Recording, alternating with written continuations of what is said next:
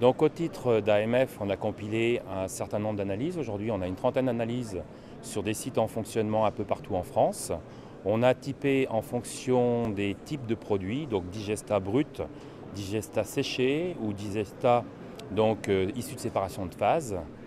Ça nous permet d'avoir une biblio pour pouvoir, au jour d'aujourd'hui, définir le produit final qui sera à épandre au niveau de la fertilisation. Et maintenant, on entame un travail sur comment bien maîtriser le produit, comment gérer ce produit avec sa spécificité. On n'est plus sur un produit de type matière organique, mais sur un produit qui ressemble beaucoup à de l'engrais minéral avec des conséquences qui en résultent, notamment l'utilisation fractionnée, la possibilité de volatilisation.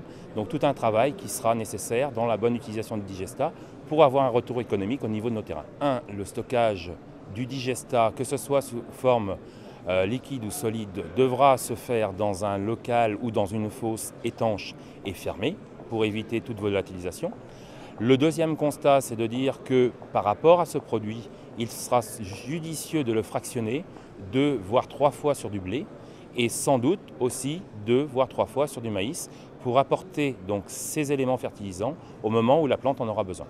Sur mon exploitation aujourd'hui, sur la deuxième année d'activité, on a remplacé la totalité des engrais chimiques par du digesta. Les rendements sont quasi similaires. L'intérêt aujourd'hui, c'est qu'économiquement, j'ai évité l'achat de 6, 7, 8 ou 10 tonnes d'engrais chimiques à 400 € la tonne. Il y a quelques économies qui sont possibles.